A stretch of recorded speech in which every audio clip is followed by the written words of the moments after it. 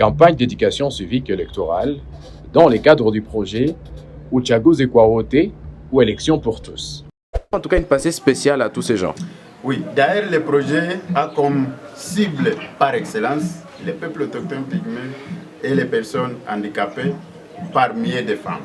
Et là, nous pouvons d'abord saluer nos parlementaires, parce qu'au moins dans la loi actuelle, dans la loi électorale en vigueur, il y a une certaine... Nous avons été motivés par plusieurs aspects. Vous savez que si vous passez même dans la rue, vous posez ne fût-ce que la question aux gens, la plupart des personnes, des citoyens, des citoyennes, s'exclament en disant à quoi nous servent les élections. Et ça, c'est un signe de découragement que nous avons détecté au sein de la population. Et maintenant, FDAPID a développé ce projet pour essayer de faire face à ces découragements, parce que les élections constituent un droit fondamental. Et donc chaque citoyen, chaque citoyenne a droit à participer activement au processus électoral. Et c'est ça la motivation. Donc nous voulons barrer la route à ces découragements qui caractérisent la population aujourd'hui, parce que pour certains, ils se disent, nous avons participé aux élections en 2006, en 2011, en 2018 et bientôt nous aurons d'autres élections en 2023. Mais à quoi nous servent les élections passées? Et quand ils se posent cette question, déjà vous sentez une dose de découragement, et c'est ce que nous sommes en train de combattre pour qu'il y ait participation massive aux élections qui auront lieu d'ici l'année prochaine, si tout va bien. Oui, vous savez, si nous comparons les élections de 2006, la manière dont les gens étaient très mobilisés, et celle de 2018 par exemple, en tout cas il y a eu diminution.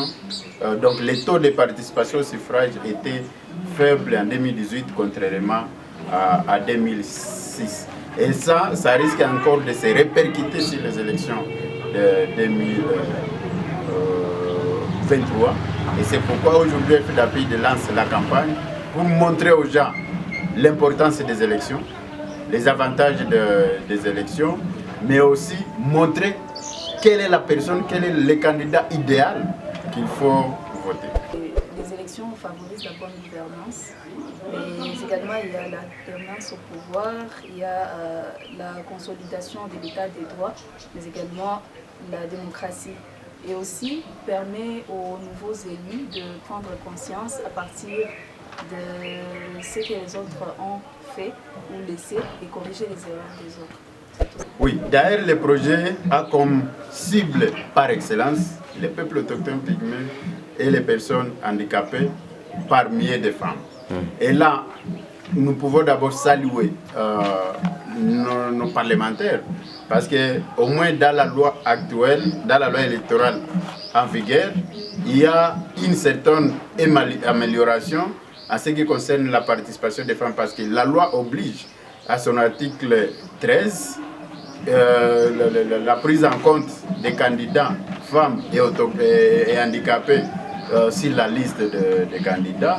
Et en même temps, la même loi insiste sur le fait qu'une liste qui aura beaucoup de candidats femmes ne paiera pas la caution. Donc, voilà les avantages, les stimuli qui peuvent influencer les partis politiques à aligner plus de candidats femmes, parce qu'ils seront épargnés des frais de la caution à payer. Tout électeur doit avoir à sa tête de voter utile. Pourquoi voter utile? Avec choisir quelqu'un qui a un bon projet de société, un projet réaliste et réalisable. Oui. On ne peut pas voter quelqu'un à cause de te donner un panier, un soulier, une chemise ou bien un t-shirt. On doit voter utile. On va combler la voix inutilement.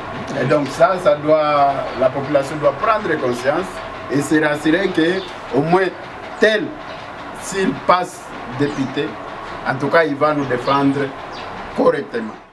campagne d'éducation civique électorale dans le cadre du projet Uchaguzi kwa wote ou élection pour tous.